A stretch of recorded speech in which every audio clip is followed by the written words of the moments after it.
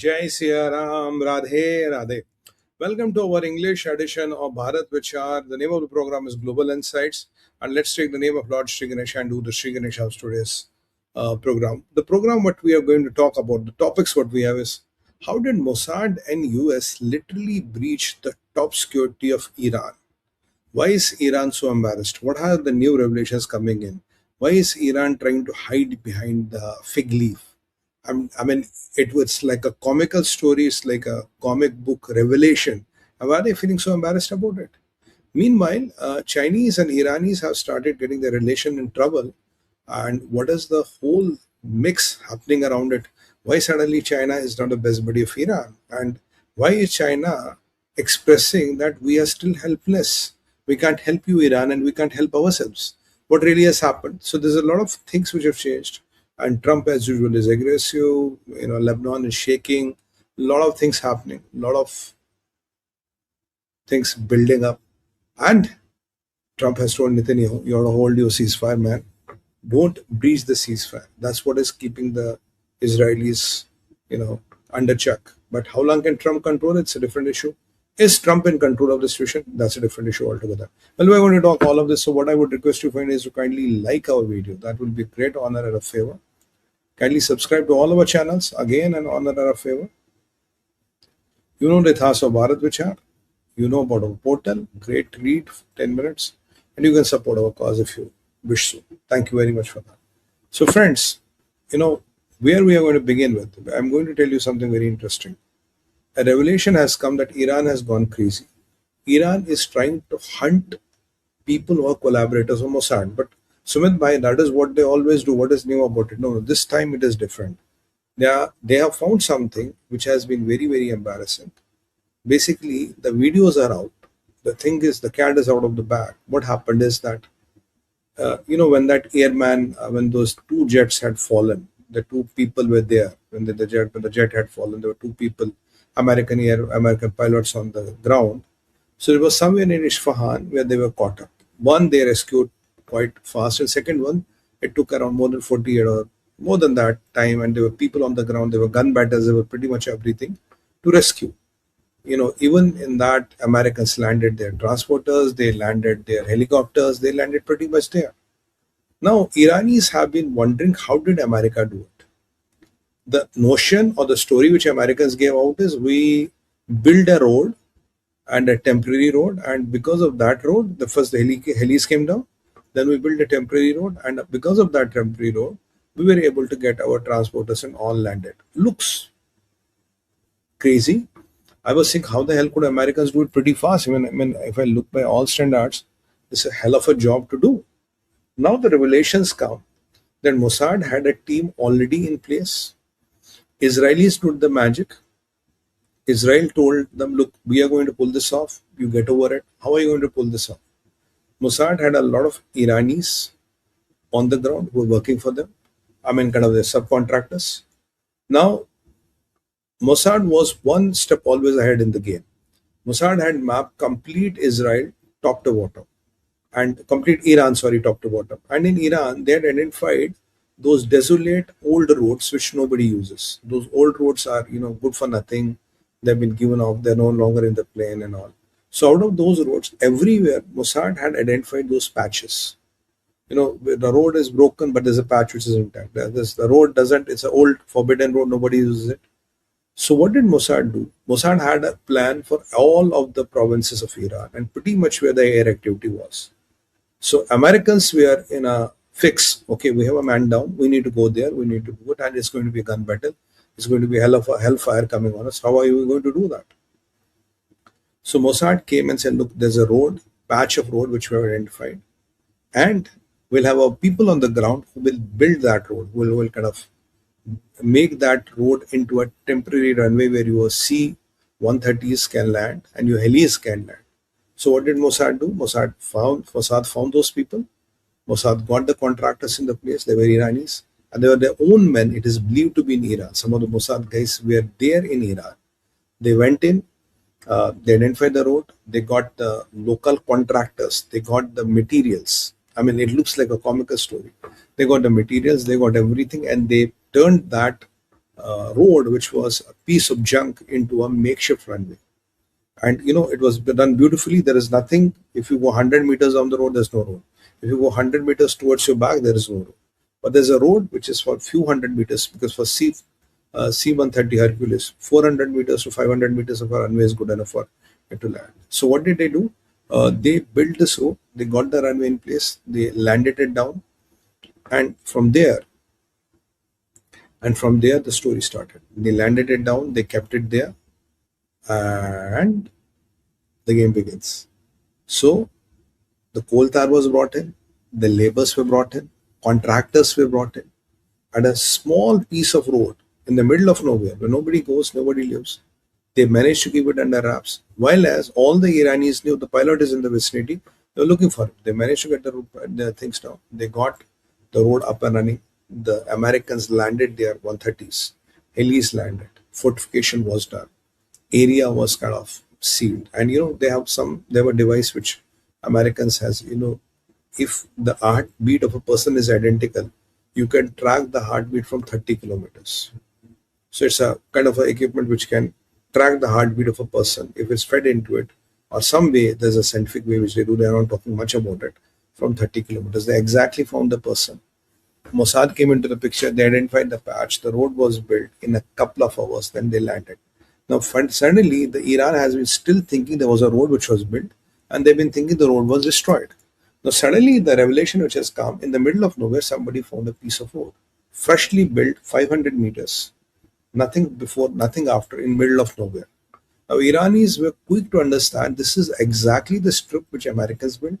This is exactly where they landed. And when the Americans kind of destroyed their aeroplanes, their jets, or these 130s, this was not on this road. They moved them to somewhere else, and they destroyed them there, giving an impression that they really landed into a different strip. So finally, utter embarrassment. People are coming and making videos. People know who did it. People know Mossad was here. People know it. Americans were here. CIA and Mossad, especially Mossad, pulled a quick one, and that left Iran is really red-faced. Iran is trying to dismantle that road. They've sealed the area. They don't want anybody to go there.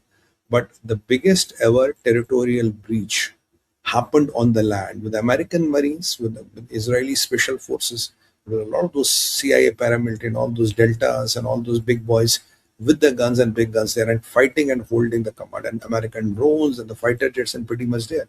And at the end of the day, they destroyed their planes somewhere else. The road was left intact, as it is. But when they saw fresh coal tar on it, when they saw those aeroplane tire marks on it, they finally got it. Where did the breach happen? Now, what is India? What is, sorry, not India? What is Iran embarrassed at? How could Mossad pull it within there? Who were the contractors? Now they are going crazy, trying to find the labor, trying to find a contractor, trying to find pretty much everybody and anybody who was involved in that road, and trying to crucify them, saying, "Look, you're collaborators of Israel." So the whole IRGC has made it what do you call a symbol of pride, or their egos have been stuck around us. They have to find each and everybody who's there. And if you are have been a part of that project in any whatsoever, so you as a contractor would not be even told what you are doing. They might say, we need emergency landing strip for Iranian Air. How do you know? Iranian Air Force. You will not know. So Iran doesn't care. If you are there, if you're a contractor, we'll find you, we'll hang you, we'll kill you. That is what is happening. They are so embarrassed. They are feeling so, humiliated. And Americans have started sharing the videos, taking of the American and the Mossad might. I mean, hats off to Mossad, who could really pull literally a rat out of the hat. I mean, that is what it is. I can't see it anything less than that. And that's how beautiful it is. That's the first part we're going to talk. Kindly keep on liking the video. It's very important you guys like the video, because that keeps our things going. And the second part we are going to talk is very interesting, is why China and Iranian ties are taking a tailspin. Look, China is not getting oil from Iran. China is not pretty much happy with it. China's tankers are stopped by US blockade. China is not able to go through the US blockade. Iran is not getting money from the China. China is getting not oil from the China. And what has Iran done? They tried Pakistan out of everywhere. Pakistan is a leech which survives on Chinese, money. It's a parasite surviving on Chinese money. So they tried Pakistan. It didn't work. Now they are going to Putin. So now China, first of all, is perplexed Why are you going to Putin? You should have come to me. I would be negotiating with America. So in a way, you are saying, I don't trust you, China. I trust Putin more. I think Putin is more powerful than Xi Jinping, and Putin has more leverage as with Xi Jinping than China, which is true, which by all means is true. So China is, in Chinese culture, the face of the top man is everything. It's like Chinese are seeing it as snub.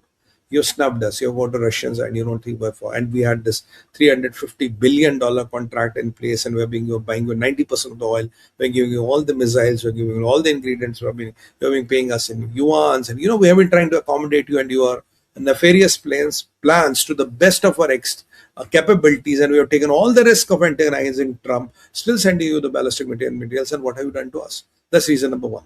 Reason number two, you know, Thai approached China. Thai said to Mr. China, you're a very big guy. Mr. Xi Jinping, you're the biggest man on the planet Earth. She is very happy. Oh, yeah, really? So can you help me to pass my 7 ships through Strait of Hormuz? You're good buddies with Iran. You have a multi-billion-dollar contract, sir. You're being their biggest arms supplier, and they bank on you. They can't survive without China, and they could have not survived without China. So, Mr. Xi, can you really help us to get our couple of ships, just 7 of them, through Strait of Hormuz? After, of course, you talk to IRGC Navy, and we really need the ships. You know what did the China say? Hey, come on, buddy. You're talking of 7. My 77 are stuck. I can't get my 70 plus ships through Strait of Hormuz. Forget your 70. If I can't get my 27 ships from the Strait of Hormuz, how can I get your 70? Forget it. We are doomed. It's all messed up. So China, Thailand goes back and says, Mr. China, are you telling me you can't get your 70 ships through Strait of Hormuz? Your supplies are stranded. Iran is not listening to you. Well, China's more embarrassed. Or maybe it's like that. Or maybe it is the reason why Iranis are going to Russia. Maybe the reason why they're not coming to you. Because look, Mr. Xi, if you cannot get through your own ships through Strait of Hormuz, how can you help Iranis to negotiate with the Americans? And whose traditional ally is Thailand? Thailand is the traditional ally of America. And whose ally is China? China is the ally of the traditional rival of Thailand, that is Cambodia. Thai-Cambodia war happened and all that. Basically, it was the American equipment versus the Chinese equipment. And after taking a drubbing there, what is Taiwan doing? What is Thailand doing? Thailand is adding salt and pepper to the injuries of China, and Chinese people are they're really pissed off. So that is how the stature of China is falling, and that is why things are getting under strain. Now, understand, if China cannot get its 77 ships moving out of Strait of Hormuz, you can say there's big trouble. China must have used all the might. China must have used pretty much everything, under its command to get it moving. But unfortunately, they cannot get it moving. And now their tyranny is that they have to go and admit it to Taiwan. Look, buddy, I cannot get my ships moving. I'm so helpless. Iranis are not looking to me. You have $350 billion contract, still they are not listening to you. Yeah, buddy, that is what it is. Oh, that's why Iran is gone to Putin. Yeah, we understand. The Chinese are very finicky people. Even such things make their stature go low. While as geopolitically, Putin makes more sense if I'm Iran. China makes less sense. But for Chinese, it's a matter of big pride of the big man, and the big pride of the big man cannot fall. So relations are strained. China is not happy them going to the Iran, and the way China is acting helpless, and way Iran has even betrayed China. Iran has even not let Chinese ships pass through. That is something Chinese are not going to take lightly. Trust me, these are not the people who take things lightly. They are very paranoid, and it's the right point of time China will hit them back. Tomorrow, if China starts playing games with Iran, don't wonder basically. I have already told you this is going to happen. Take my commitment, take my prediction with date and time. You will see suddenly China hitting Iran in some way or other. It's a matter of weeks, not months. And we'll be here to decode that, and we'll be here to talk about you. That is all what we have today in the Global Insights. And we hope you will keep on liking this program, subscribing to our channel. Liking is very important. Subscribing to our channels is important. You know the ethos. Bharat Vichar Portal. You can keep on supporting us. And let me show you a small video, though you know more about it. That is SUMIT Peer Collections and SUMIT Peer Advisory. These are our flagship products. Kindly have a look. Abhimantrit range of products and for advisory. Here are the websites. So big Galaxy 17 advisory. That's pretty much I had to say you. So friends, I am pretty confident you are liking this English edition and give us your feedback. We can make it better. We can tweak the formats. We can do whatever we want to do. On that note, you know what? I am thankful to you for all your support. I'd like to take your leave. Bharat Mata ki jai, Vande Mataram, Om Namah Parvati Pataya, Har Har Har Mahadev.